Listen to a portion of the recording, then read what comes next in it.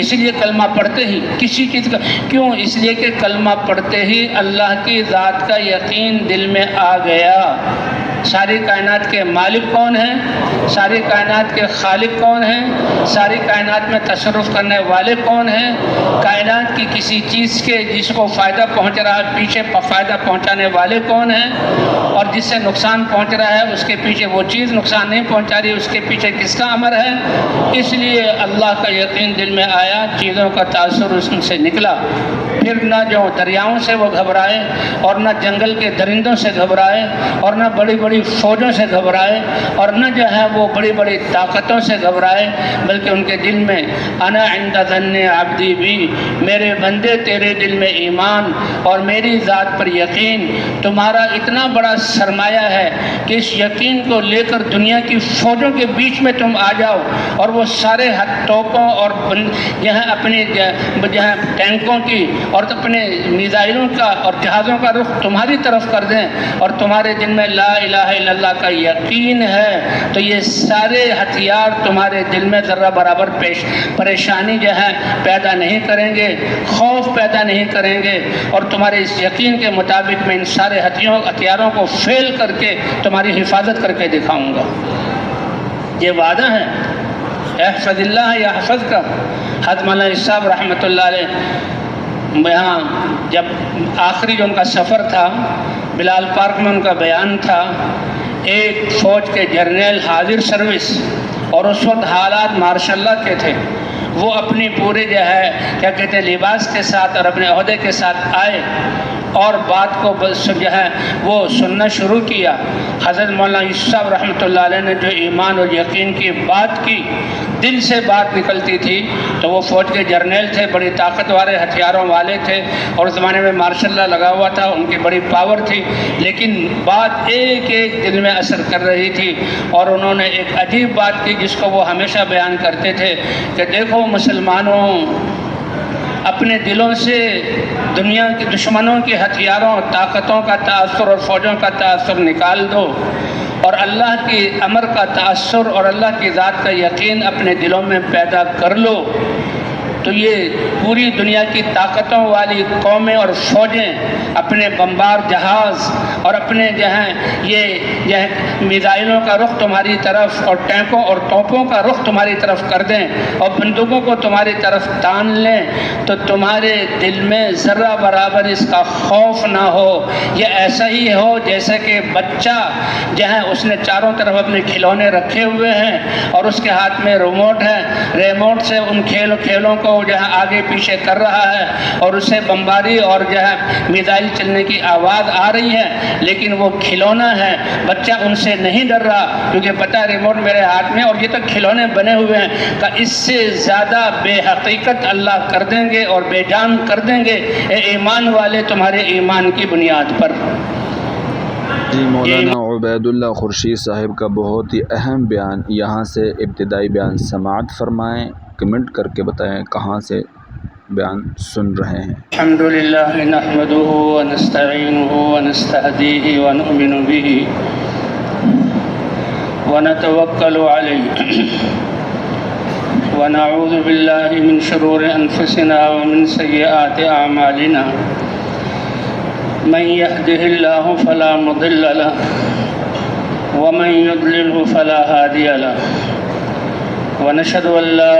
إله إلا الله ونشهد أن محمدا عبده ورسوله صلى الله تعالى عليه وعلى آله وصحبه وسلم تسليما كثيرا كثيرا،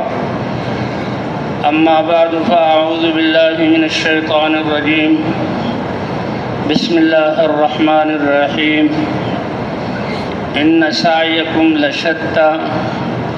فأما من أعطى واتقى وصدق بالحسنى فسنيسره لليسرى، وأما من بخل واستغنى وكذب بالحسنى فسنيسره للعسرى، وقال تعالى ومن يتق الله يجعل له مخرجا ويرزقه من حيث لا يحتسب، وقال تعالى قد أفلح من زكاها وقد خاب من دساها، صدق الله العظيم۔ وقال رسول الله صلى الله عليه وسلم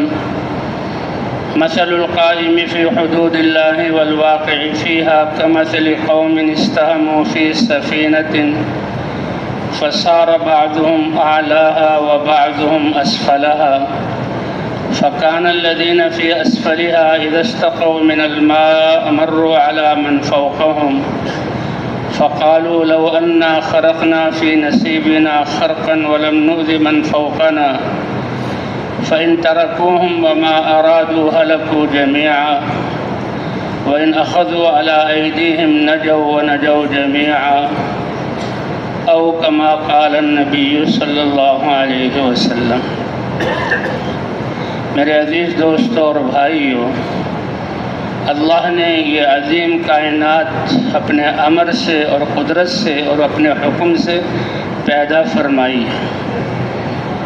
اور اللہ ایسی قدرت والے ہیں جس چیز کو پیدا کرنے کا ارادہ فرما لیں، اللہ کا اس کو ہونے کا حکم دینا ہی اس کا وجود ہے۔ انما امرہ اذا اراد شیئا ان یقول له کن فیکون۔ جس چیز کو اللہ وجود دینا چاہیں، اللہ فرماتے ہیں اے چیز وجود میں آ جا، تو فوراً وہ وجود میں آ جاتی ہے۔ انسان جو دیکھتا ہے، سر اٹھا کر دیکھے تو آسمان 7 چھتیں ہیں، یہ باقی 6 آسمان کو تو نہیں دیکھ سکتا۔ زمین سے آسمان کی نچلی سطح تک 500 سال تیز رفتار چیز دوڑے تو 500 سال کی مسافت کے فاصلے پر یہ پہلے آسمان کی نچلی سطح ہے۔ 7 آسمان پیدا فرمائے اور ہر آسمان کی موٹائی 500 سال کی مسافت ہے، یعنی کوئی چیز آسمانی چھت کی نچلی سطح سے چلے اور چلتی چلی جائے اور اوپر والی سطح تک پہنچے تو یہ چھت 500 سال کی مسافت کی موٹائی پر ہے۔ پھر ہر 2 آسمانوں کے درمیان فاصلہ 500 سال کی مسافت کا ہے۔ ایسے اللہ نے 7 آسمان پیدا فرمائے اور ایسے اپنی قدرت سے کہ حکم دے دیا اے آسمان بن جاؤ تو 7 آسمان بن گئے۔ زمین کو تو اللہ نے مٹی کا بنایا ہے، اب یہ مٹی ہماری نظروں میں کیسے بے قیمت ہے، لیکن اس مٹی میں اللہ نے کیا خزانے بھرے ہوئے ہیں۔ جب سے انسان اس زمین پر آیا اور جتنی فصلیں اگائیں اور پودے اگے، اناج اگے، پھول لگے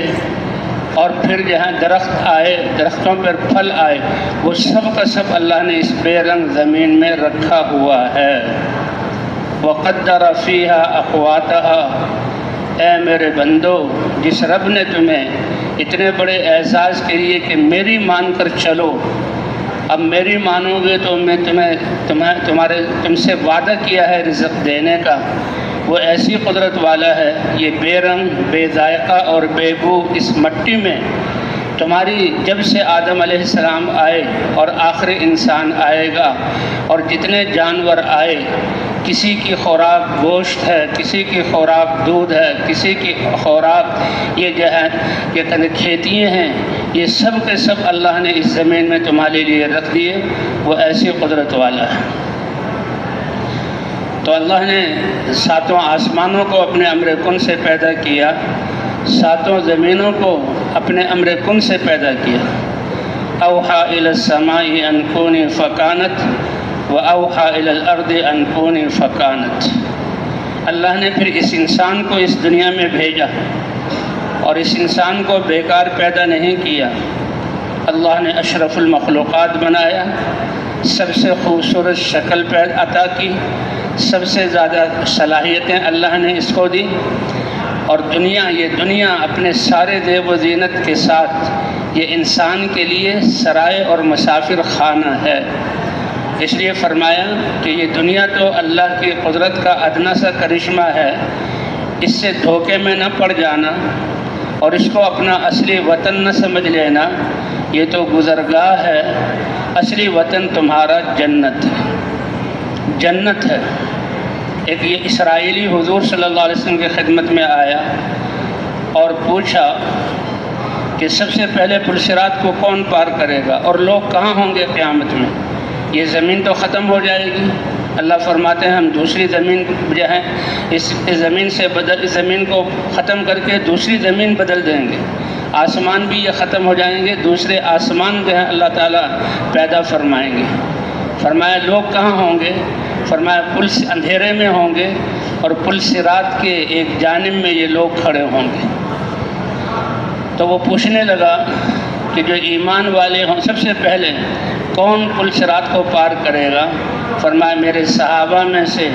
جو مہاجرین اور مہاجرین میں سے بھی جو فقراء مہاجرین ہیں وہ سب سے پہلے اس پل صراط کو پار کریں گے۔ اے اللہ کے وہ جو اسرائیلی تھا، یہودی تھا، ان کی کتابوں میں حضور صلی اللہ علیہ وسلم کی صفات لکھی ہوئی تھی، تو پوچھا اس نے کہ جنتی لوگ ایمان والے جب جنت میں جائیں گے تو جنت میں داخل ہونے سے پہلے اللہ کی طرف سے ان کی مہمان نوازی کیا ہوگی؟ تو آپ نے فرمایا کہ زیادت و کبد النون، مچھلی کے جگر کے کباب اللہ تعالیٰ ان جنت والوں کو کھلائیں گے، اور ان کے لیے ایک بیل ہے سور، اور وہ جو اللہ نے اس کو پیدا کیا ہوا ہے جنت کی چراگاہوں میں وہ چرتا ہے، اس بیل کو ذبح کیا جائے گا، اور اس کے جس نے جنت کی چراگاہوں میں چرا کیا لذیذ اس کا گوشت ہوگا، یہ سب سے پہلا کھانا ہوگا اللہ کی طرف سے جو جنتیوں کو جنت میں داخل ہونے سے پہلے دیا جائے گا۔ تو ان کی کتابوں میں یہ لکھا ہوا تھا۔ اس نے کہا اللہ کے رسول سچ کہہ رہے ہیں۔ تو بھائی اللہ تعالیٰ نے ہمیں انسان بنا کر تھوڑی دیر کے لیے دنیا میں بھیجا ہے، اور بتا دیا گیا کہ دنیا میں ہم ہمیشہ کے لیے نہیں بھیجے گئے، دنیا میں تو تھوڑے سے عرصے کے لیے بھیجے گئے ہو، اور دنیا میں اللہ کی دی ہوئی زندگی کی نعمت کو جو سب سے بڑی قیمتی دولت ہے، کیونکہ جب انسان کے سانس کا زمانہ ختم ہو جائے گا اور آخری سانس ہوگا تو یہ انسان کیا طلب کرے گا اللہ سے؟ اللہ نے فرمایا دیکھو اس وقت کے آنے سے پہلے جب اعمال کا دروازہ تمہارے لیے بند ہو جائے اور نیکیوں کا سرمایہ بنانا اس کا زمانہ ختم ہو جائے، اس سے پہلے کر لو، اعمال کو کر لو۔ وَأَنفِقُوا مِمَّا رَزَقْنَاكُمْ، اور تم جو اللہ کے لیے لگاؤ گے یہ ہمارے دیے ہوئے اعضاء ہی کو اللہ کے حکم کے مطابق استعمال کرو گے۔ کیا آنکھ تم کسی اور سے لے کر آئے ہو؟ کیا زبان کسی اور الہ نے تمہیں دی ہے؟ کیا یہ دماغ اور اس میں سوچ کی طاقت کسی اور جو ہے تمہیں مخلوق نے دی ہے؟ یہ سب کچھ دینے والی ذات کس کی ہے؟ اور جو ہم نے دیا ہے اسی میں سے کچھ لگا لو اس وقت کے آنے سے پہلے کہ جب تمہارے عمل کا وقت ختم ہو جائے اور اس وقت تم چیخو اور کہو کہ ایک سانس اور دیا جائے۔ اللہ فرماتے اب تمہارے مانگنے پر ایک سانس بھی میں زیادہ نہیں دوں گا۔ من قبل ان یاتی احدکم الموت فیقول رب لولا اخرتنی، اے اللہ تھوڑی سی مہلت اور دے دے، کیا کرو گے؟ فاصدق، تیرا دیا ہوا جان اور مال تیرے دین کے لیے صدقہ کروں گا اور میں نیک بندہ بن کر طاعت والی زندگی گزاروں گا۔ اللہ فرمائیں گے بس اب مہلت ختم ہو گئی، واللہ خبیر بما تعملون، جو تم نے کیا ہے اللہ کو وہ معلوم ہے۔ اللہ کا علم کامل ہے، اللہ بھولنے والے نہیں ہیں، لیکن پھر بھی اللہ کا نظام چلا ہے کہ ہر انسان پر اللہ نے 2 فرشتے صبح سے شام تک اور 2 فرشتے شام سے صبح تک، اگر 7 ارب انسانیت کی آبادی ہے لوگ بتاتے ہیں تو 28 ارب فرشتے، اور وہ کس لیے؟ کہ اس کے ہر دیکھنے کو محفوظ کر لیں، اس کے ہر بول کو محفوظ کر لیں، اس کے ہر بات کے سننے کو لکھ لیں، اور اس کے دل کے آنے والے خیالات، اس میں عزم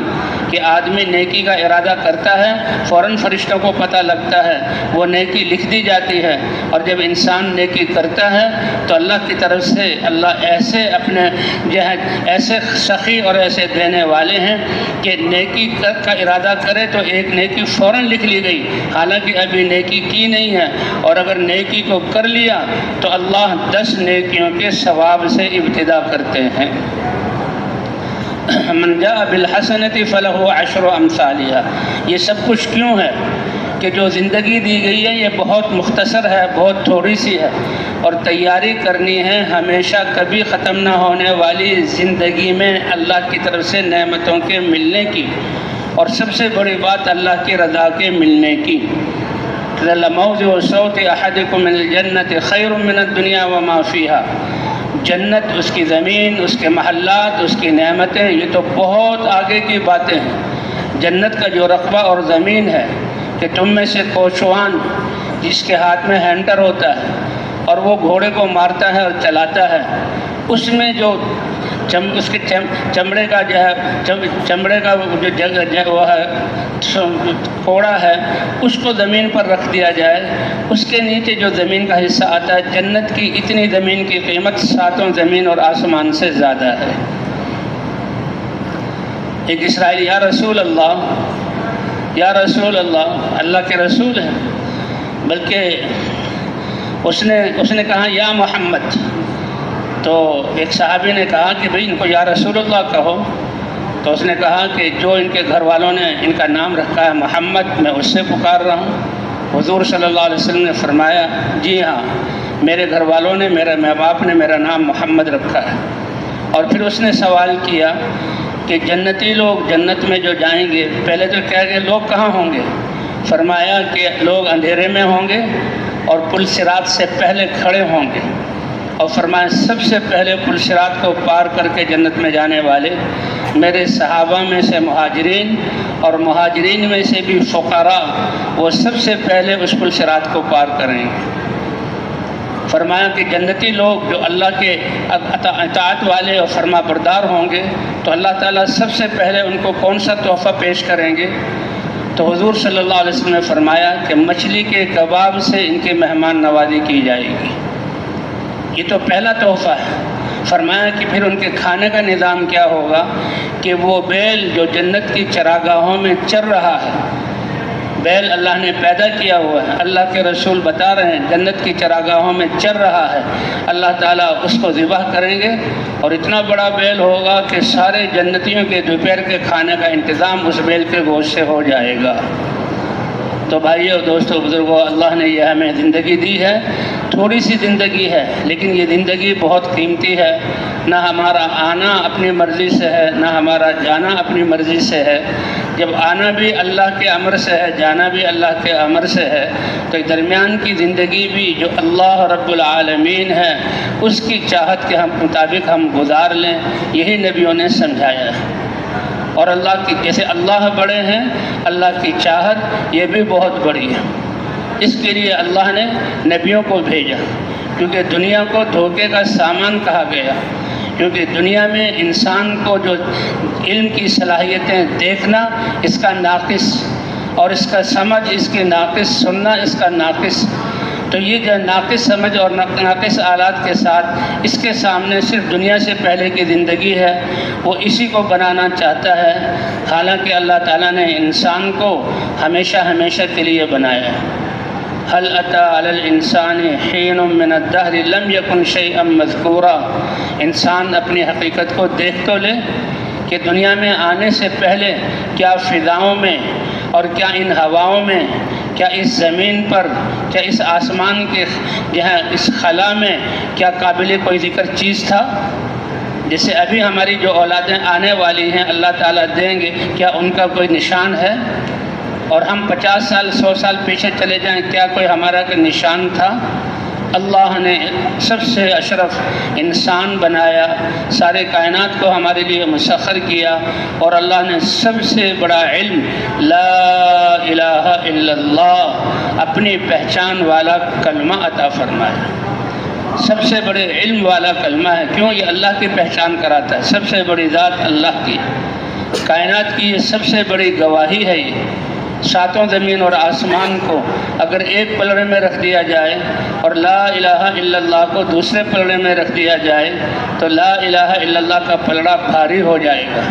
تو جس شخص کو اللہ نے ماں کی گود میں یہ کلمہ لا الہ الا اللہ دیا ہے، اللہ نے اس کو کتنی بڑی نعمت عطا فرمائی ہے، کتنا بڑا اللہ کا احسان ہے۔ اسی لیے اس بات کو بتلانے کے لیے،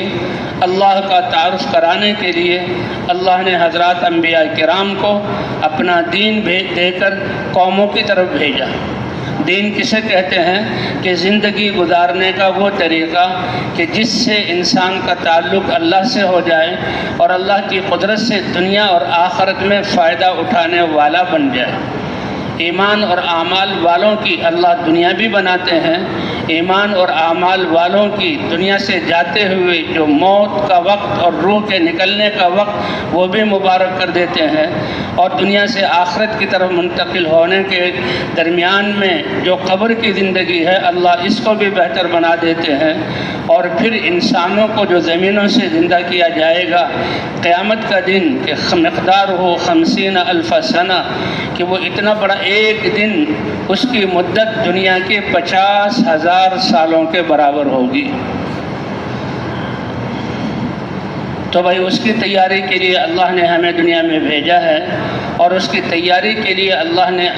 سارے انسانوں کو اسباب برابر دیے کہ اس کامیابی کا تعلق یہ ظاہری مال و دولت اور دنیا کے نقشے اور دنیا کی چیزوں اور عہدوں سے نہیں ہے، اس کا تعلق تو انسان کے دل کے یقین کے درست ہونے کے ساتھ ہے اور انسان کے جسم سے صادر ہونے والے اعمال۔ انسان ایک ایسی مشین ہے کہ ایک ہی وقت میں اس کے ایک ایک عضو سے اتنا قیمتی عمل صادر ہوتا ہے کہ ساتوں زمین اور آسمان کی قیمت اس کے پاسنگ میں بھی نہیں آتی،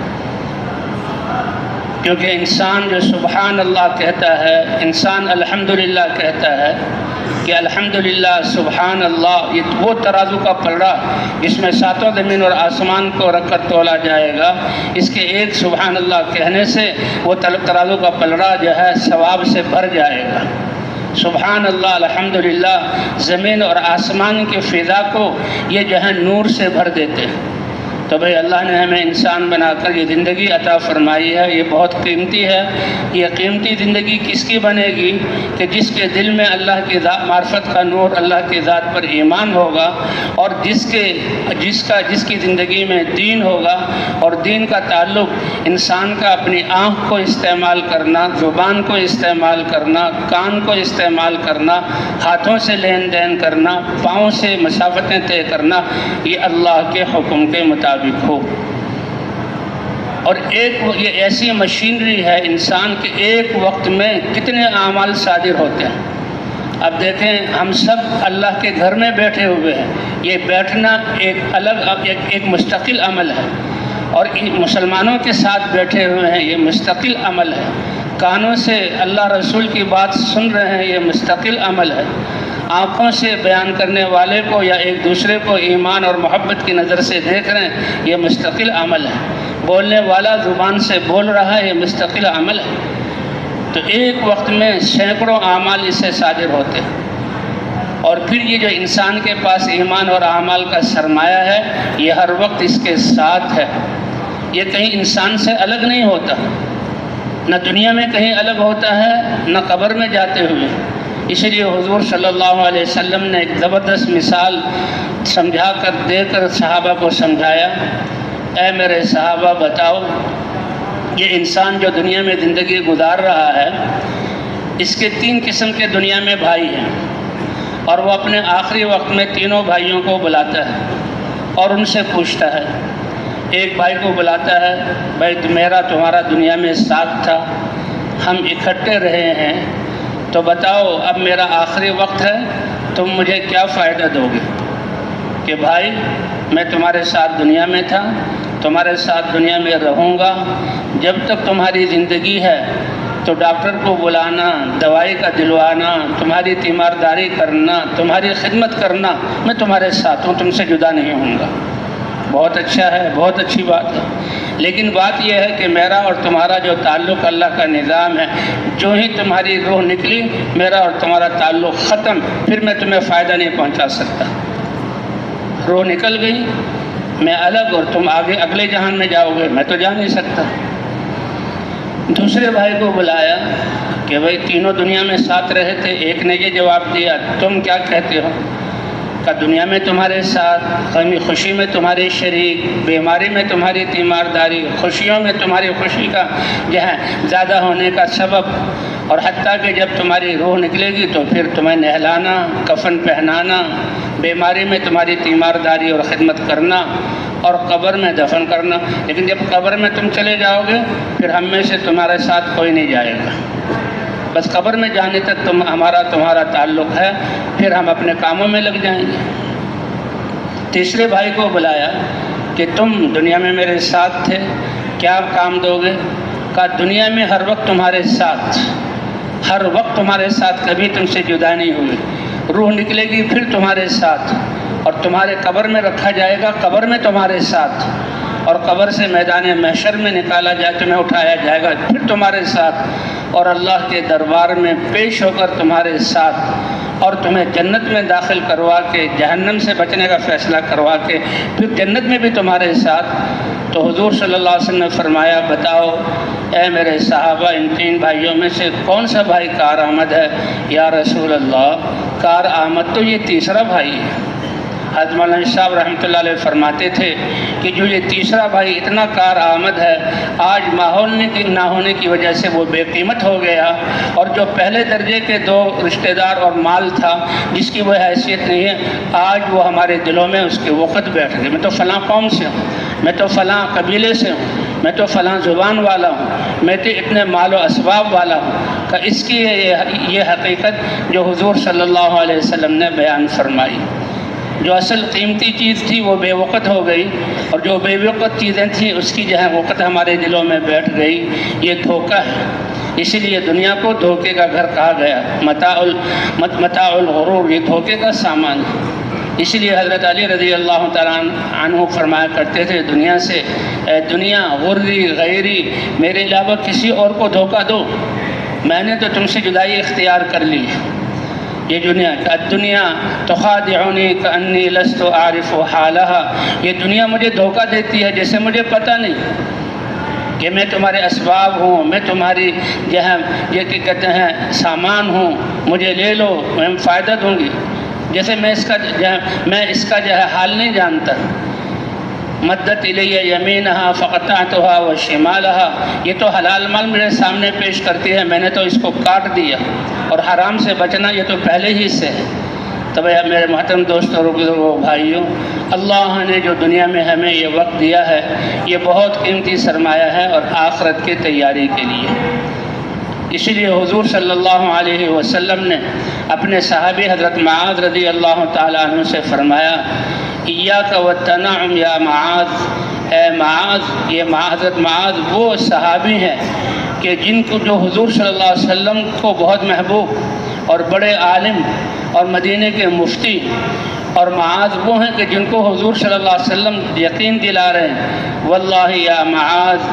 انی لأحبک، اے معاذ میں تم سے محبت کرتا ہوں۔ کیا شان ہوگی حضرت معاذ رضی اللہ تعالیٰ عنہ کی۔ اور ان کو فرما رہے ہیں ایاک والتنعم، یہ اللہ کی دی ہوئی زندگی کو، صلاحیتوں کو، جان اور مال کو، دنیا کی زندگی کو آسائشوں والا بنانے کے لیے خرچ نہ کرنا۔ دنیا میں جو تمہیں خوشی ملنی ہے، جو مال ملنا ہے، جو صحت ملنی ہے، جو کپڑے ملنے ہیں، جو رزق ملنے ہیں، وہ تمہارے لیے لکھا جا چکا، کوئی اس کو کم کر نہیں سکتا۔ اور دنیا میں سے جو کچھ تمہارے لیے نہیں لکھا گیا، تم ساری دنیا کو اپنے ساتھ ملا کر پوری زندگی لگا لو، ایک ذرہ اس میں زیادتی نہیں کر سکتے۔ یہ اللہ کے رسول صلی اللہ علیہ وسلم نے بات کو واضح کر دیا۔ حضور صلی اللہ علیہ وسلم کے چچا زاد بھائی، آپ کے چچا حضرت عباس، حضور صلی اللہ علیہ وسلم کو ان سے کتنی محبت تھی، حضرت عباس رضی اللہ تعالیٰ عنہ کو حضور صلی اللہ علیہ وسلم سے کتنی محبت تھی۔ جب مدینے والے حضور صلی اللہ علیہ وسلم کو مدینہ لے جانے لگے تو حضرت عباس نے کہا تھا کہ دیکھو یہ میرا بھتیجا ہے، تم اس کو لے جا رہے ہو، اس کی ضمانت دو گے اور پکا وعدہ کرو گے کہ اس کی حفاظت کرو گے تو لے جاؤ، ورنہ ہم یہاں موجود ہیں۔ تو صاحب اہل مدینہ نے کہا تھا کہ ہم ان کی جان کی اپنی جانوں سے اور اپنے رشتہ داروں سے اور اپنے مالوں اور علاقوں سے زیادہ جو ہے محبت کر کے حفاظت کریں گے۔ تو حضرت معاذ رضی اللہ تعالیٰ عنہ جو ہے یہ کو حضور صلی اللہ علیہ وسلم نے فرمایا. حضرت عبداللہ ابن عباس، حضرت عباس کے بیٹے، وہ حضور صلی اللہ علیہ وسلم کے ساتھ سوار ہیں اور آپ صلی اللہ علیہ وسلم ان کو فرما رہے ہیں، اے لونڈے، اے لڑکے، میں تمہیں چند نصیحتیں کرتا ہوں، ان نصیحتوں کو پلے باندھ لو، ان پر عمل کرو، وہ نفع دیں گے. اور سب سے پہلے کیا ہے؟ احفظ اللہ. احفظ کا معنی حفاظت کرو، اللہ کی حفاظت کرو. کتنا بڑا یہ لفظ ہے، اور اللہ کے رسول فرما رہے ہیں کہ اللہ کی حفاظت کرو. بھئی اللہ تو سب کی حفاظت کرنے والے ہیں. اللہ کی حفاظت کا کیا مطلب؟ کہ اللہ کی حفاظت یعنی اللہ کے اتارے ہوئے دین کو اپنی زندگی میں محفوظ کر لو. تو اللہ کے احکام یہ کتنی بڑی اہمیت رکھتے ہیں کہ اللہ کے جو احکام ہمارے اعضاء کے ساتھ ہیں. دیکھنا وہ جس کی اجازت اللہ نے دی، بولنا وہ جس کی اجازت، صرف اجازت نہیں، جو اللہ نے پسند کیا، سننا وہ جو اللہ کو پسند ہے، ہاتھ سے لینا دینا وہ جو اللہ کو پسند ہے، اور پاؤں سے چلنا وہ جو اللہ کو پسند ہے. اسی لیے جو اللہ کی پسند پر اپنے اعضاء کو استعمال کرے گا، قبروں سے اٹھتے ہوئے یہ ان اعمال کا نور چمک رہا ہوگا، اور جب اللہ کے دربار میں پیش ہوں گے اللہ خوش ہو کر فرمائیں گے، تم نے تو اپنے اعضاء کو میرے پاکیزہ احکام کے مطابق استعمال کیا اور میرے احکام کا نور اور خوشبو لے کر آئے ہو، تو اول وہلے میں تمہارے لیے فیصلہ ہے کہ سیدھے جنت میں چلے جاؤ، کوئی رکاوٹ نہیں، اور ہمیشہ ہمیشہ جنت میں رہو. اللہ ہمیں بھی ان خوش قسمتوں میں سے بنا دے. جی ہاں، حضور صلی اللہ علیہ وسلم ایک دفعہ فرمانے لگے کہ تم میں سے کچھ لوگ ایسے ہوں گے کہ جو بغیر حساب کتاب کے جنت میں داخل ہوں گے. حضرت عکاشہ رضی اللہ تعالی عنہ وہ کھڑے ہوئے، یا رسول اللہ مجھے ان میں سے بنا دیجیے کہ جو بغیر حساب کتاب کے جنت میں داخل ہوں گے. اللہ کے رسول صلی اللہ علیہ وسلم نے حضرت عکاشہ کو فرمایا، انت منہم، تم ان خوش قسمت لوگوں میں سے ہو کہ جو بغیر اول وہلے میں بغیر حساب کتاب کے جنت میں داخل ہوں گے. تو ایک اور صحابی اٹھے، یا رسول اللہ میرے لیے بھی دعا کیجیے. فرمایا، سبقک بہا عکاشہ، کہ عکاشہ نے جو پہلے سوال کر لیا وہ تم سے سبقت لے گیا. تو بہرحال بھائی اللہ تعالیٰ نے ہمیں جو زندگی دی ہے یہ بڑی قیمتی ہے. اللہ نے اس کو اس لیے نہیں بھیجا کہ دنیا کی زندگی کو ہم راحت و آرام والا بنانے میں خرچ کریں. دنیا میں جو خوشی، جو راحت، جو صحت، جو جوانی اور جو نعمتیں اور جو تکلیفیں آنی ہیں وہ لکھ دی گئی، اس میں کمی ذاتی ہو نہیں سکتی. اور اللہ کے رسول نے اس کا فیصلہ فرما دیا، سنا دیا، اے لڑکے تم اللہ کے دین کی حفاظت کرو، اللہ تمہاری حفاظت کریں گے. اللہ کے دین کی حفاظت تم کیسے کرو گے؟ کتنی بڑی بات ہے، کتنا بڑا اعزاز ہے کہ اس آنکھ کو، اس زبان کو، اس کان کو، اس دماغ کو، اس ہاتھ سے لینے دینے کو اور ان پاؤں سے چلنے کو اللہ کے حکم کے مطابق استعمال کرنا، یہ اتنا بڑا اعزاز ہے کہ تم اللہ کے دین کی حفاظت کر رہے ہو، اور اللہ کے تمہارے اللہ نے احکام جو تمہارے جسم کے ساتھ متعلق ہیں اس کو ضائع نہیں ہونے دیا، اور تم اللہ کے دین کی حفاظت کر رہے ہو. اس کو اللہ کا رسول تعبیر کر رہا ہے کہ تم اللہ کی حفاظت کر رہے ہو. کتنا بڑا اعزاز ہے. احفظ اللہ یحفظک، احفظ اللہ تجدہ تجاہک. تم اللہ کے دین کی حفاظت کرو، اللہ اپنی قدرت کے ساتھ تمہاری حفاظت کریں گے، اور جس کی حفاظت اللہ کرنے والا ہو ساری کائنات مل کر اس کے بال کو بھی بیگا نہیں کر سکتی. اللہ کے رسول صلی اللہ علیہ وسلم سفر سے تشریف لا رہے تھے، صحابہ کے ساتھ گئے. حضور صلی اللہ علیہ وسلم کا 27 سفروں میں صحابہ کے ساتھ نکلنا اور 10 سال کے عرصے میں صحابہ سے 80 سفر کروانا، تو یہ ابھی تو ان کے گھروں میں یعنی جو پکانے کے لیے کوئی چیز نہیں ہے کہ بچوں کو کھلائی جائے، اس کو چھوڑ کر وہ اللہ کے راستے میں نکلے ہیں. اور گھروں میں چراغ جلے اس کی روشنی کے لیے تیل نہیں، اس کے چھوڑ کر یہ اللہ کے راستے میں نکلے ہیں، انسانیت کو اللہ کی پہچان کرانے کے لیے، اور انسانیت کو گمراہی اور نادانی ہلاکت والے راستے سے نکال کر کامیابی والے راستے پر لانے کے لیے حضرات صحابہ کرام نکلے. تو اللہ کے رسول کیا فرما رہے ہیں؟ اے ابن عباس، اے لڑکے، اللہ کے دین کی حفاظت کرو، اللہ تمہاری حفاظت فرمائیں گے. اور اللہ کے دین کی حفاظت کرو، ہر وقت اللہ کو اپنے ساتھ پاؤ گے۔ اللہ تعالیٰ ایسے کرم والے ہیں، حالانکہ اللہ کو ہماری ضرورت نہیں، لیکن اللہ کی قدرت اور مدد ساتھ ہوگی، اور جب اللہ کی مدد ساتھ ہو تو پھر اس ایمان والے کا کام کون اس کے کسی کام کو بگاڑ سکتا ہے، اور کس حال میں یہ ناکامی کی طرف جا سکتا ہے۔ احفظ اللہ احفظ اللہ تجدہ تجاہک، جی ہاں، اور یہ جان لو کہ جو انما اصابک لم یکن لیخطئک، جو اللہ نے لکھ دیا وہ تمہیں پہنچ کر رہے گا، اور جو تمہارے لیے لکھا نہیں تم خود اور سارے انسان اور جنات مل جائیں اس میں سے ایک ذرہ تم حاصل نہیں کر سکتے۔ تو بھئی یہی ایمان ہے، یہی اللہ کی معرفت ہے، اس کے لیے اللہ نے حضرات انبیاء کرام کو بھیجا، اور نبیوں نے آ کر سب سے پہلے اللہ کی معرفت کا کلمہ لا الہ الا اللہ، اس کو لے کر اپنی قوموں میں پھرے اللہ کا تعارف کرایا، اور اس لا الہ الا اللہ کی دعوت کے ذریعے سے چیزوں کا یقین انسانوں کے دلوں سے نکلا۔ آسمان ہے، زمین ہے، سورج اور چاند ستارے ہیں، سورج کی روشنی، چاند کی چاندنی، ستاروں کی جگمگاہٹ، ہواؤں کی ٹھنڈک، اور زمین سے غلوں کا اگنا، پھولوں کی خوشبو، درختوں کے پھل، زمینوں کے غلے، یہ سب ہیں، اس کا انکار کر نہیں ہے، لیکن یہ سب مخلوق ہیں، اس کو پیدا کرنے والی ذات کس کی ہے؟ اور اس کے ذریعے سے نفع اور نقصان پہنچانے والی ذات کس کی ہے؟ اس لیے انبیاء اللہ کا تعارف کراتے ہیں۔ افرأیتم ما تحرثون، تم دیکھتے ہو بے رنگ اور بے ذائقہ اور بے بو زمین میں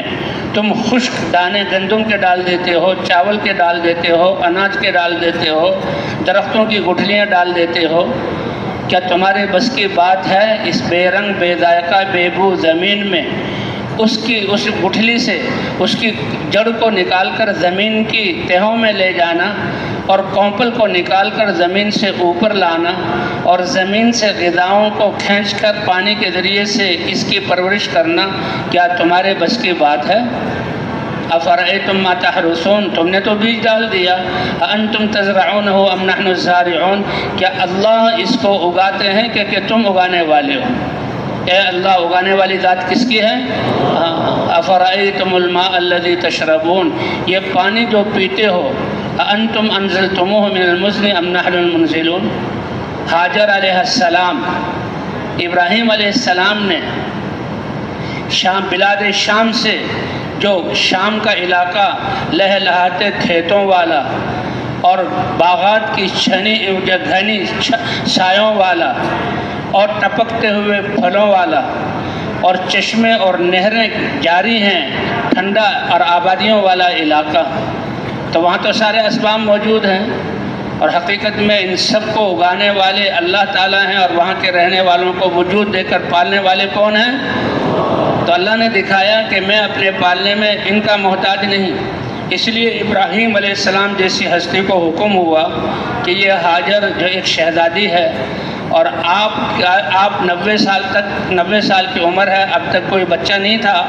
اور اس شہزادی کے پیٹ سے اللہ نے اسماعیل علیہ السلام جیسا مبارک بچہ عطا کیا۔ اب اس کا حق تو یہ ہے کہ آپ اللہ کے خلیل ہیں، تربیت کیجئے، کیونکہ ان کی نسل سے آخری نبی آنے والے ہیں، سید الانبیاء۔ لیکن اللہ نے پوری کائنات کو دکھایا کہ جیسے ابراہیم اور نبیوں کی تربیت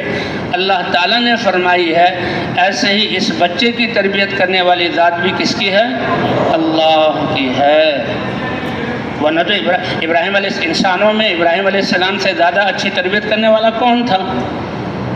ابراہیم علیہ السلام کا دل خوش ہوا، بلکہ یہی بات ذریعہ بنی کہ 90 سال کی عمر میں یہ بچہ ملا اور دل کا میلان اس کی طرف ہوا۔ اللہ نے فرمایا، اچھا اے ابراہیم، تمہارے دل کا میلان اس بچے کی طرف ہے، ایک تم پر امتحان ڈالتا ہوں کہ اس بچے کو لے جاؤ، اور جہاں پر تم ہو سرسبز باغات اور سایوں والے اور ٹھنڈی ہواؤں کے علاقے میں، یہاں سے لے کر سینکڑوں میل دور ایسی وادی جہاں جانور تو کیا اور پھر انسان تو کیا،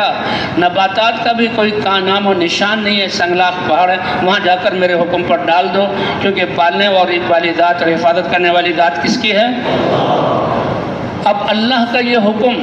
اللہ فرماتے ہیں، اے حضور صلی اللہ علیہ وسلم نے فرمایا اے میری امت تم فخر اور ناز کرو اس بات پر کہ تمہیں جو ملت دی گئی ہے میرے دادا ابراہیم علیہ السلام والی ملت اور دین دیا گیا ہے۔ اور ملت ابراہیمی کیا ہے کہ قربانی، جذبات کو قربان کر دینا اور خاندان کو قربان کر دینا، حتیٰ کہ بچے کے گلے پر چھری پھیرنے کے لیے چھری رکھ دینا اور قربان کر دینا، تو تم تو قربانیوں والی امت ہو۔ اور تم میرے دادا ابراہیم اور اپنے دادا ابراہیم علیہ السلام کی اے اللہ یہ اسماعیل کی امت اولاد میں سے ایک امت بنا جو تیرے دین کے لیے قربانی کرنے والی۔ اب اللہ تعالیٰ کا یہ حکم کہ حاجر کو لو اور اس کو چھوڑ کر آؤ۔ چلو بستی سے باہر ہی کہیں چھوڑ دیتے، نہیں، چلے اردن کے دشت اور میدان جہاں مٹی کے علاوہ کچھ نہیں، اور پھر سینکڑوں میل چلنے کے بعد سنگلاخ پہاڑوں کا سلسلہ جہاں پر زندگی کے کوئی آثار نہیں، اور ان پہاڑوں میں سے بھی سب سے زیادہ سیاہ پہاڑ، اور جو ہے دھوپ ایسی کہ سورج آگ برسائے، اور انسان تو کیا کوئی پودا اگنے کی صلاحیت غیر ذی زرع۔ اے ابراہیم اپنی اس بیوی کو جس کی کوکھ سے اسماعیل علیہ السلام جیسا بچہ پیدا ہوا ہمارے امر پر یہاں چھوڑ دو اور قربان جائیں ابراہیم علیہ السلام پر۔ اس تھوڑے سے عرصے میں ابراہیم علیہ السلام نے حضرت حاجر علیہ السلام کی بھی کیسی تربیت کی تھی، حالانکہ وہ شہزادی تھیں، شاہی محلات سے ان کو وہ آئی تھیں، اور ابراہیم علیہ السلام کی شادی ہوئی، محلات کا نظام دیکھا ہوا تھا، لیکن ابراہیم علیہ السلام نے ایسی تربیت کی اور ایمان کی وجہ سے اللہ سے ایسی محبت ہوئی کہ وہ محلات تو پہلے چھوٹ گئے تھے، بلاد شام جو مبارک علاقہ ہے پھلوں والا، اللہ کے امر پر اس کو بھی چھڑوایا گیا، اور وہ دیکھ رہی ہیں کہ اردن کے میدان جہاں مٹی ہی مٹی ہے، پھر سنگلاخ پہاڑ ہیں جہاں کوئی جانور اور تو دور کی بات ہے، پانی تو دور کی بات ہے، وہاں کوئی فصل بھی نہیں اگتی، وہاں پر چھوڑ دیا اور پوچھا کہ کس بنا پر چھوڑ رہے ہو؟ ابراہیم علیہ السلام کو جواب دینے کی اجازت نہیں ہے، خاموشی کے ساتھ رخ کو موڑا جو ہے سواری کے۔ انبیاء کا اپنے گھر والوں کے ساتھ جو سلوک سب سے نمایاں، سب سے اچھا ہوتا ہے، مہینے بھر کا سفر، راتوں کو بیوی بچے کے ساتھ اترنا، بچے کو گود میں کھلانا اور خوشی اور پیار کی باتیں کرنا، وہ سب دیکھ رہی تھی، لیکن یہاں آ کر ابراہیم علیہ السلام کا چہرہ سپاٹ ہو گیا، اور یہاں تو اترے بھی نہیں، بیوی کو اتارا، بچے کو حوالے کیا، مشکیزے میں پانی تھا بچا ہوا، وہ مشکیزہ دے دیا، تھیلے میں تھوڑی کھجوریں بچ گئی تھی، وہ کھجوریں دے دی، اور اتر نہیں رہے اور رخ موڑ لیا۔ تو یہاں پر ماتھا ٹھنکا، اور ایک فطری طور پر یہ کیا ہوا؟ اے ابراہیم یہاں چھوڑ رہے ہو؟ کیوں چھوڑ رہے ہو؟ کس لیے چھوڑ رہے ہو؟ کس کے حوالے کر رہے ہو؟ لیکن جواب کی اجازت نہیں ہے، جواب کی اجازت نہیں ہے۔ لیکن ابراہیم علیہ السلام کی صحبت پا چکی تھی، اور ابراہیم علیہ السلام کے درجے کو کہ یہ خلیل اللہ ہیں اور امت کی طرف یقین سکھلانے کے لیے بھیجے گئے ہیں، اور ان کا کوئی قدم اللہ کے امر کے بغیر نہیں اٹھتا، سمجھ گئیں، اور صرف اطمینان کے لیے اللہ امرک بہذا، کیا اللہ نے آپ کو حکم دیا کہ مجھ جوان عورت کو، اور جس کے کوکھ سے آپ کے 90 سالہ عمر میں یہ اسماعیل جیسا منور اور مبارک اور خوشبودار بچہ پیدا ہوا، اور آبادیوں سے اور کھانے پینے اور زندگی کے آثار کی چیزوں سے اتنا دور چھوڑ کر یہاں چھوڑ کر جا رہے ہو، اللہ امرک بہذا، کیا اللہ نے تمہیں اس کا حکم دیا؟ تو ابراہیم علیہ السلام نے سر سے اشارہ کیا اور نعم کا لفظ فرمایا۔ اتنا ایمان بن چکا تھا کہ سمجھ گئی کہ جو اللہ بستیوں میں پالتا ہے، اور جو اللہ کھیتیاں اگا کر ہمیں غذا دیتا ہے، جو اللہ جو ہے انسانوں میں رہ کر زندگی کو خوشگوار بناتا ہے، وہ ساری خوشیاں اور سارے جو ہے رزق کے انتظامات اللہ یہاں پر ہمیں کر کے دکھائے گا۔ یہ ہے اس عورت کا ایمان۔ اکیلی ہیں، 10-12 میل نہیں، سینکڑوں میل انسانوں کی آبادی نہیں، اور آبادی تو کیا، کوئی کھیتی نہیں، کھیتی تو کیا کہ کوئی انسان تو کیا، کوئی جانور بھی نہیں، اور پانی کا نام و نشان نہیں۔ سمجھ گئی کہ اللہ کا امر میرے ساتھ ہے، فرمایا جائیے، اللہ کے امر پر آپ کا مجھے چھوڑنا تو میرا رب مجھے ضائع نہیں کرے گا۔ لیکن یہ بھی نہیں کہ ادھر ابراہیم علیہ السلام گئے اور ادھر جو ہے حاجر علیہ السلام کو بھوک لگی اور جو ادھر بچے نے بلبلانا شروع کیا تو آسمانوں سے دسترخوان اتر گئے. نہیں، اللہ فرماتے ہیں میں آزماؤں گا، حالات لاؤں گا. ابراہیم علیہ السلام چلے گئے اور احساس ہے کہ جا رہے ہیں وہ وہیں ان آبادیوں میں چلے جائیں گے اور بچے کو گود میں لے کر بیٹھی ہیں. کھجور کے تھیلے میں جو کھجور تھی وہ کھاتی رہی، ختم ہو گئی. مشکینے میں پانی تھا وہ کتنے دن چلتا وہ ختم ہو گیا. پہلے اس ماں کا سینہ خشک ہوا، اس کا پیٹ خالی ہوا، یہ کمزور ہوئی، سینے سے دودھ آنا بند ہو گیا. اب بچے کے پیٹ میں دودھ جانا، اب بچہ بھی اتنا پیاسا کہ وہ اینٹھنے لگا. جب بچہ بیمار ہو جاتا ہے نا، کمزور ہو جاتا ہے، سارا پانی دستوں کے ذریعے نکل جاتا ہے تو اس کے ہاتھ پاؤں مڑ جاتے ہیں اور بچہ اینٹھتا. یہ حالت اللہ لے آئے. تو اللہ آزماتے ہیں تو فطری تقاضے کی اسے برداشت نہ ہوا. اور ایک جو عمل کر سکتے تھے کہ صفا پہاڑ پر چڑھ کر دیکھا، شاید دور تک میدان اور وادیاں نظر آ رہی تھیں کہ کوئی قافلہ گزرتے ہوئے نظر آ جائے اور میں ایک دکھی عورت اپنے دوپٹے سے اشارہ کر کے احساس دلاؤں کہ اکیلی عورت یہاں پر تو کوئی انسان تھا ہی نہیں، اور وہ جاتے ہوئے پانی یا کھانا کچھ دے جائیں، کچھ دنوں میرا گزارا چل جائے، پھر بعد میں ایسا ہو جائے گا. یہ تو ان کی سوچ تھی. لیکن اللہ، اے حاجر، تمہارے اس قربانی پر میں وہ مناظر اور اپنی قدرت کا کیا اظہار کروں گا کہ قیامت تک تمہاری ایک ایک ادا کو زندہ رکھا جائے گا. قیامت تک تمہاری ایک ایک ادا کو زندہ رکھا جائے گا. تمہارا اس اللہ کے امر کی وجہ سے اور اللہ پر یقین رکھتے ہوئے بھوک اور پیاس کے آنے کی وجہ سے تم صفا پر کیا چڑھی ہو اور صفا سے اتر کر مروہ کی طرف کیا گئی ہو، اور تم نے جب وادی میں تم گئی اور تمہارا بچہ نظر آنا بند ہوا اور تم جو ہے اس بچے کی ممتا میں دوڑی ہو. تمہارا ایک ایک قدم اور یہ ادا اتنی پسند ہے کہ سب سے بڑی امت جو میرے حبیب سید المرسلین کی امت ہوگی، ان پر حج کو فرض کروں گا اور قیامت تک تمہاری اداؤں کو باقی رکھوں گا. تو یہ حج کیا ہے؟ یہ تو دنیا والوں نے وہاں دنیا کے نقشے اتنے قائم کر دیے کہ ہمیں حاجر علیہ السلام اور ان کی قربانی کا دھیان نہ جائے. اس لیے بھئی وہاں جا کر ان بازاروں میں پھرنا، وہاں کی چیزیں خریدنا نہیں. وہاں جا کر بیت اللہ کو دیکھو، وہاں جا کر آب زمزم کو دیکھو، وہاں جا کر صفا مروہ کو دیکھو، اور وہاں جا کر ابراہیم علیہ السلام کی قربانی کو یاد کرو، اور وہاں جا کر صفا مروہ کے درمیان حاجر کے بے چینی کی حالت میں دوڑنے کو دیکھو، اور وہاں جا کر جانور کو ذبح کرتے ہوئے، اور اسی طرح بقرعید پہ تم جانور کو ذبح کرتے ہو، دیکھو کہ ابراہیم نے چھری کو اپنے بیٹے کے گلے پر رکھا تھا. کوئی انہیں جھونپڑا بھی بنا کر نہیں دیا، کوئی ساز و سامان بھی نہیں سوائے اللہ کے. اور یہ بھی ایسے ایمان والی کہ میرے پاس ایمان ہے، بس اللہ کے امر پر چھوڑ رہے ہیں آپ، مجھے اتنا یقین ہے کہ میرا رب ضائع نہیں کرے گا.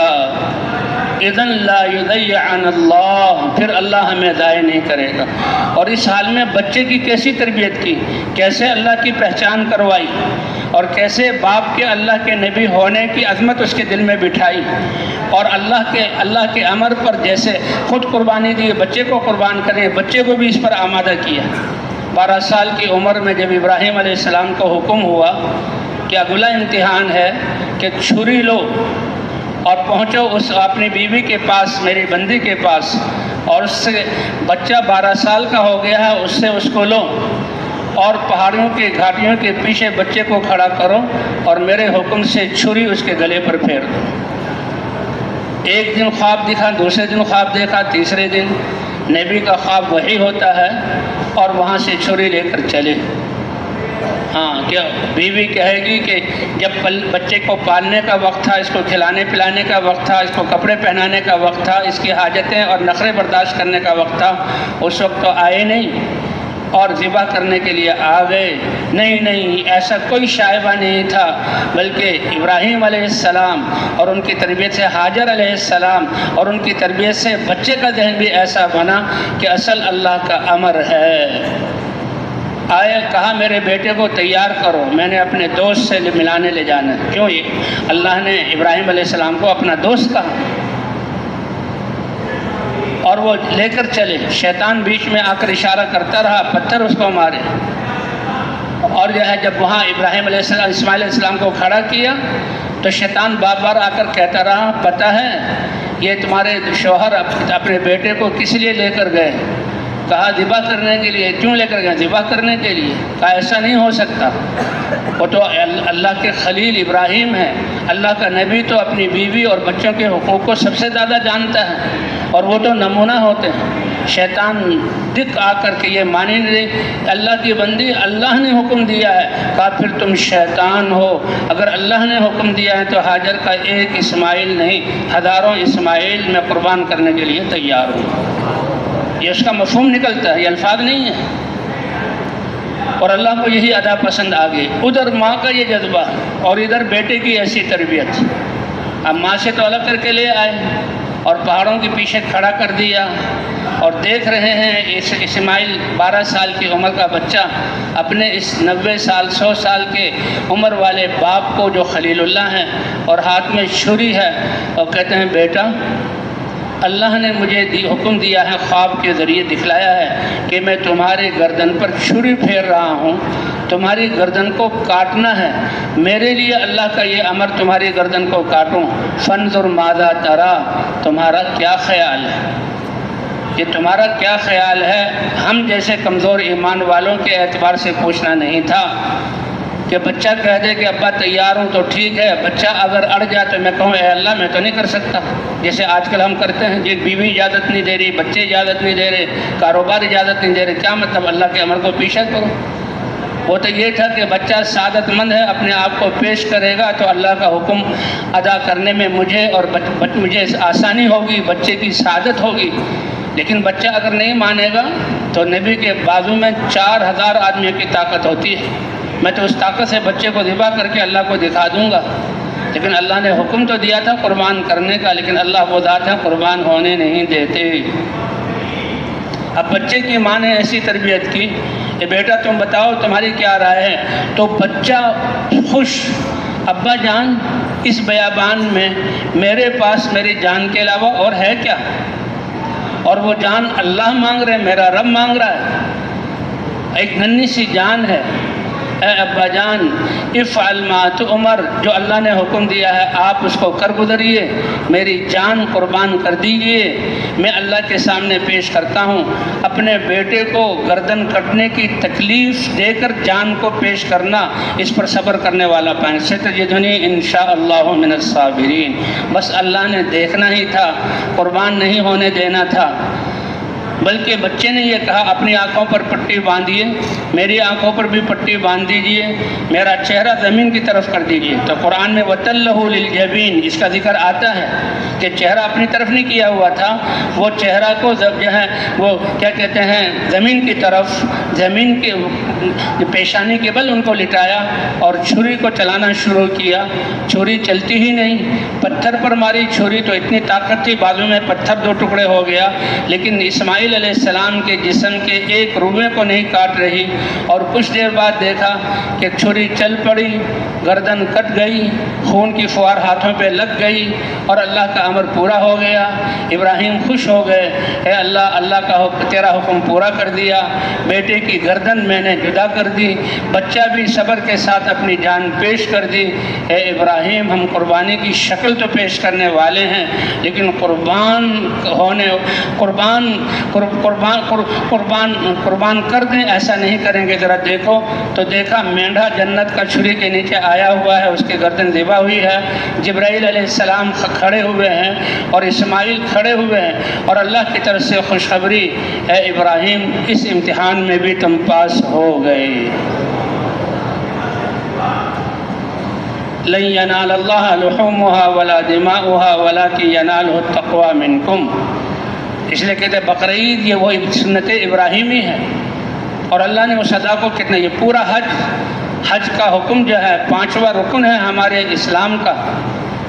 یہ حج کیا ہے؟ یہ سب یعنی ابراہیم علیہ السلام کی تربیت اور قربانی، اور حاجر علیہ السلام کی قربانی، اور بیت اللہ کا بنایا جانا، اور صفا مروان کے درمیان سعی، اور وہاں جانور کی قربانی کرنا، انہی کی تمام اداؤں کو دہرانے کے لیے اللہ نے ہمیں حج کا حکم دیا ہے، اور بقرعید کے موقع پر اللہ نے مسلمانوں کو قربانی کا حکم دیا۔ اس لیے کہتے ہیں آخری رات کو جانور خریدیں اور جانور خرید کر فوراً ذبح کر دیے، یہ بھی ٹھیک ہے، ایک جو ہے سنت تو ادا ہو جائے گی، لیکن جو افضل اور اعلیٰ ہے جانور کو خریدا جائے، اس کو پالا جائے، اس کو نہلایا دھلایا جائے اپنے ہاتھ سے، اور پھر بکری اور یہ جانور جو حلال جانور ہیں یہ ایسے ہیں، اور بکری خاص طور پر کہ انسان کے دل میں اس کی محبت پیدا ہو جاتی ہے، اور پھر اس محبت پر چھری پھیرنا، لن ینال اللہ لحومها ولا دماؤها، نہ اللہ کو ان کے گوشت کی ضرورت ہے اور نہ خون کی ضرورت ہے۔ یہ کفار لوگ بتوں پر جہاں کہ بھینٹ چڑھاتے ہیں، خون بہاتے ہیں، اللہ کو اس کی ضرورت نہیں، وہ تمہارے دل میں جو جذبات کی قربانی ہے، اے اللہ یہ جانور ہمیں اولادوں کی طرح محبوب تھا، ہم نے خود اپنے ہاتھوں سے پالا، لیکن تیرا حکم اس سے زیادہ بڑا ہے، اے اللہ تیرے حکم کی بنا پر ہم ان کی گردنوں پر چھری پھیر رہے ہیں۔ تو بھئی یہ ہے انسان کا سرمایہ، اللہ نے حضرات انبیاء کرام کو بھیجا، اور اس کلمے کے ذریعے حضرات انبیاء کرام نے اللہ کا تعارف کرایا، اور جب اللہ کی پہچان ہو گئی کہ اللہ خالق اور مالک سب سے بڑے ہیں، تو پھر اللہ کے دین پر چلنا، اپنے اعضاء کو استعمال کرنا یہ آسان ہو گیا، کیونکہ پاؤں کے ناخن سے لے کر سر کے بال تک جسم کا رواں رواں اللہ کی امانت ہے، اور اس کو آگے چلا رہے ہیں یہ اللہ چلا رہے ہیں، اور اس کے لیے زندگی کے اسباب اللہ مہیا کر رہے ہیں۔ کتنے نظام ہیں انسان کے جسم کے اندر، کیا ہوا جی ہسپتالوں سے ایمبولینسیں نکل رہی ہیں اور یہ مردے نکلے ہیں، بھائی اس کو کیا ہوا کہ جس کی دل کی دھڑکن بند ہو گئی تھی، اس کو کیا ہوا اس کے پھیپھڑے خراب ہو گئے تھے، اس کو کیا ہوا اس کے گردے فیل ہو گئے تھے، اس کو کیا ہوا اس کے خون میں کینسر ہو گیا تھا، اس کو کیا ہوا اس کے پٹھے اکڑ گئے تھے۔ ایک ایک چیز کی اللہ حفاظت کر رہے ہیں اور زندگی کے نظام کو چلا رہے ہیں۔ زندگی دینے والے اور زندگی کے نظام کو چلانے والی ذات کون سی ہے؟ اللہ نے ہم یہ چیزیں اللہ نے دی، اور اللہ فرماتے ہیں دنیا تھوڑے سے عرصے میں ان صلاحیتوں کو میرے دین کے لیے لگاؤ تو دنیا کی زندگی بھی اطمینان والی بنا دوں گا، اور دنیا کی زندگی بھی امن والی بنا دوں گا، یہ امن کا گہوارہ بنے گا، اور آخرت بھی ٹھیک۔ صحابہ کرام جب حضور صلی اللہ علیہ وسلم تو سید الانبیاء اللہ کے حبیب ہیں، جب صحابہ کرام کی زندگی میں تقویٰ اور اللہ کے احکام آئے، اللہ نے بھیڑیوں جیسے درندوں کو بھی ان کے دلوں کو بھی نرم کر دیا، ان کے دلوں کو بھی نرم کر دیا۔ حضور صلی اللہ علیہ وسلم فجر کی نماز کے بعد صحابہ کے ساتھ بیٹھتے تھے اور گفتگو فرمایا کرتے تھے، جیسے ایک موقع پر اپنے لیلۃ المعراج اور لیلۃ الاسراء کا واقعہ بیان کیا، تو اسی طرح فجر کے بعد بیٹھ کر جب سورج نکلا، نفل پڑھے، باہر نکلے تو دیکھا باہر مسجد نبوی کے دروازے پر تو بھیڑیا آئے ہوئے ہیں۔ ارے بھائی یہ بھیڑیا تو جنگلوں میں ہوتے ہیں اور وہ خونخوار جانور ہے، اور وحشت انسان اس سے ڈرتا ہے، بھاگتا ہے، اور یہ جانور بھی جب انسان زیادہ ہوں اکیلے پر تو حملہ کرتا ہے، انسان زیادہ ہوں یہ ڈرتے ہیں، ان کو پتہ ہے کہ ہم خونخوار ہیں تو یہ ہمیں ماریں گے، لیکن وہ آ کر حضور کے سامنے پاؤں میں بیٹھے ہوئے اور آواز نکال رہے ہیں۔ تو ہر جانور کی اپنی بولی ہے۔ اللہ تعالیٰ نے سلیمان علیہ السلام کو ہدہد کی بولی سکھائی، پرندوں کی بولی سکھائی، چیونٹی کی آواز سلیمان علیہ السلام تک پہنچائی، وہ چیونٹی کی بات کو سمجھ گئے کہ وہ چیونٹی کہہ رہی ہے اے میرے لشکر تم جو ہے جلدی سے اپنے بلوں کی طرف واپس ہو جاؤ، ادخلوا مساکنکم، یہ سلیمان علیہ السلام اللہ کے نبی ہیں اور ان کا لشکر اللہ کے راستے میں نکلا ہے، تم تو اتنی چھوٹی مخلوق ہو کہ ان کو پتہ بھی نہیں لگے گا اور تم ڈھونڈی جاؤ گی، اس لیے واپس چلے جاؤ۔ اللہ کو اس چیونٹی کی اپنی قوم کی جان بچانے کے لیے یہ کلمات اتنے پسند آئے کہ قرآن میں پوری سورت اتاری جس کا نام سورہ نمل رکھا، اور اس چیونٹی کی اس جو ہے ہمدردی والی بات کو اللہ نے قرآن کی آیت بنا دیا، اور ایسی آیت بنایا کہ اس آیت کے ایک ایک لفظ کے پڑھنے پر مسلمان کو 10 نیکیاں ملیں گی، اور اللہ کے راستے میں نکل کر پڑھے تو کروڑوں گنا نیکیاں اللہ تعالیٰ اس کو عطا فرمائیں گے۔ کیوں؟ اس لیے کہ اس نے اپنی قوم کی ہمدردی خیرخواہی کی ہے۔ تو بھائی اس طرح حضرات انبیاء کرام آتے رہے اور لوگوں کو اللہ کا تعارف کراتے رہے، اور جب اللہ کا تعارف ہو جائے تو اللہ کے دین پر چلنا اور سب کچھ اس کے لیے لگانا یہ آسان ہوتا رہا کہ بھئی اعضاء کو استعمال تو کرنا ہے۔ آنکھ سے خود انسان سوچے، ایک آنکھ سے دیکھنا، وہ جو اللہ نے بتایا، جو اللہ آنکھ کی فطرت کو جانتے ہیں اور اللہ نے آنکھ کو پیدا کیا، کہاں اس کے آنکھ کو استعمال کرنے سے فائدہ ہوگا، اور وہ فائدہ چھوٹا نہیں، دنیا بھی بنے گی اور آخرت بھی بنے گی، اور ہر دیکھنے پر اللہ جنت کی ہمیشہ ہمیشہ نعمتیں دیں گے۔ یہ زبان اللہ نے پیدا کی، زبان میں بولنے کی طاقت اللہ نے رکھی ہے۔ اب اس زبان کو اللہ کے حکم کے مطابق استعمال کرنا کہ جس کے ایک ایک بول پر جنت کی نعمتیں ملیں گی، تو بھئی یہی اللہ کا دین ہے، یہی نبیوں کی تعلیم ہے۔ سب سے آخر میں سارے نبیوں کے سردار حضرت محمد صلی اللہ علیہ وسلم سارے انسانوں کی طرف رہبر اور رہنما اور جو ہے بشیر اور نذیر بنا کر بھیجے گئے، لیکن آپ کے ختم نبوت کی وجہ سے پہلے ہی دعوت کے دن سے امت کو شریک کر دیا گیا۔ یہ نہیں ہوا کہ نبی نے کہا ہو اور اللہ نے کہا ہو اے نبی، اصل دعوت تو آپ کی دعوت ہے، آپ تو سید الانبیاء ہیں، آپ دعوت دیں اور یہ صحابہ دیکھتے رہیں، آپ کے جانے کے بعد صحابہ آپ کی نیابت میں کریں۔ نہیں، ایسا نہیں، جو کلمہ پڑھے فوراً وہ دعوت میں آپ کے ساتھ شریک ہو جائے۔ صحابہ کرام کی سیرت بھری ہوئی ہے اس سے کہ جو بھی آ کر کلمہ پڑھ رہا فوراً حضور صلی اللہ علیہ وسلم کے ساتھ دعوت دے رہا ہے۔ کیوں؟ اس لیے کہ رسم و رواج کو دیکھ کر، رسم و رواج ایسی بری چیز ہے جو آدمی کو اتنا اندھا بنا دیتا ہے کہ ان کی عقل سے یہ سمجھ نکل گئی کہ وہ پتھر جن کو ہم نے پہاڑوں سے جو ہے کھود کر نکالا اور جن کو تیسوں سے اور اوزار سے جو ہے تراش کر ہم نے بت بنایا، اور جو مٹی بھی نہیں اڑا سکتے، مکھی بھی نہیں اڑا سکتے، ہل بھی نہیں سکتے، بول بھی نہیں سکتے، بات سن بھی نہیں سکتے، اور یہ میرا الہ ہے کہ میری دنیا اور آخرت کو بنائے گا۔ کتنی بڑی نادانی ہے، کتنی بڑی جہالت ہے یہ۔ اس جہالت سے نکالنے کے لیے حضرات انبیاء کرام آتے تھے، اور سب سے آخر میں حضرت محمد صلی اللہ علیہ وسلم تشریف لائے۔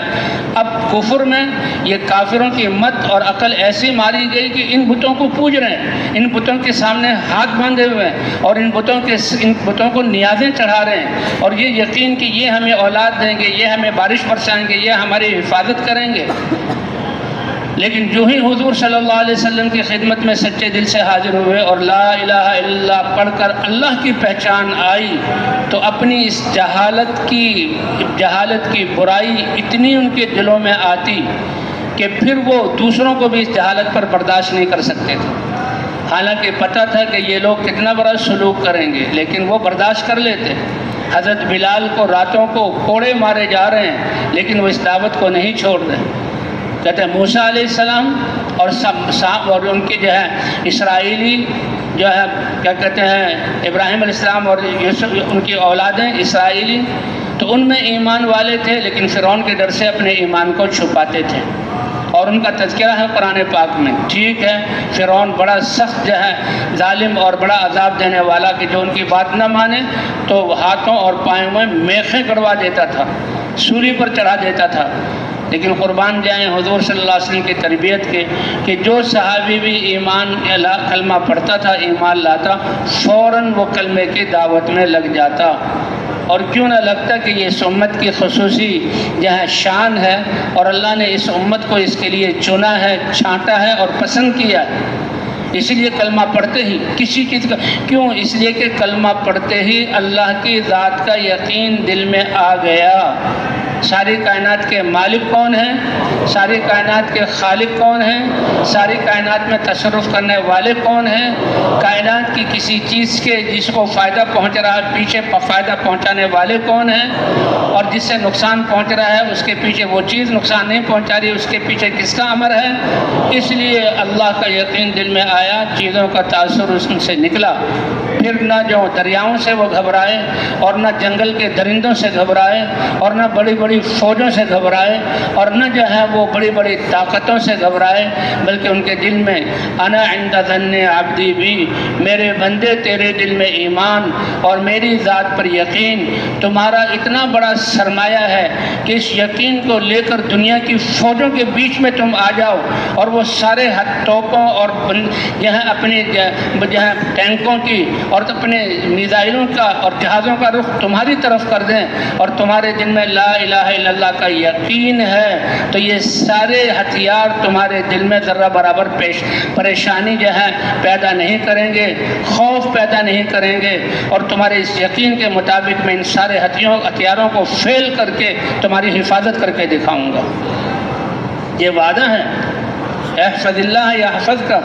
حضرت مولانا صاحب رحمۃ اللہ علیہ یہاں جب آخری جو ان کا سفر تھا بلال پارک میں ان کا بیان تھا، ایک فوج کے جرنیل حاضر سروس اور اس وقت حالات ماشاء اللہ کے تھے، وہ اپنی پورے جو ہے کیا کہتے ہیں لباس کے ساتھ اور اپنے عہدے کے ساتھ آئے اور بات کو جو ہے وہ سننا شروع کیا۔ حضرت مولانا صاحب رحمۃ اللہ علیہ نے جو ایمان اور یقین کی بات کی، دل سے بات نکلتی تھی، تو وہ فوج کے جرنیل تھے، بڑی طاقت والے ہتھیاروں والے تھے، اور اس زمانے میں مارشل لا لگا ہوا تھا، ان کی بڑی پاور تھی، لیکن بات ایک ایک دل میں اثر کر رہی تھی۔ اور انہوں نے ایک عجیب بات کی جس کو وہ ہمیشہ بیان کرتے تھے کہ دیکھو مسلمانوں، اپنے دلوں سے دنیا کے دشمنوں کے ہتھیاروں، طاقتوں کا تاثر اور فوجوں کا تاثر نکال دو، اور اللہ کی امر کا تاثر اور اللہ کی ذات کا یقین اپنے دلوں میں پیدا کر لو، تو یہ پوری دنیا کی طاقتوں والی قومیں اور فوجیں اپنے بمبار جہاز اور اپنے جو ہیں یہ میزائلوں کا رخ تمہاری طرف اور ٹینکوں اور توپوں کا رخ تمہاری طرف کر دیں اور بندوقوں کو تمہاری طرف تان لیں، تو تمہارے دل میں ذرہ برابر اس کا خوف نہ ہو۔ یہ ایسا ہی ہو جیسے کہ بچہ جو ہے اس نے چاروں طرف اپنے کھلونے رکھے ہوئے ہیں اور اس کے ہاتھ میں ریموٹ ہے، ریموٹ سے ان کھیلوں کو جو ہے آگے پیچھے کر رہا ہے اور اسے بمباری اور جو ہے میزائل چلنے کی آواز آ رہی ہے، لیکن وہ کھلونا ہے، بچہ ان سے نہیں ڈر رہا کیونکہ پتہ ہے ریموٹ میرے ہاتھ میں اور یہ تو کھلونے بنے ہوئے ہیں، کہ اس سے زیادہ بے حقیقت اللہ کر دیں گے اور بے جان کر دیں گے اے ایمان والے تمہارے ایمان کی بنیاد پر۔ یہ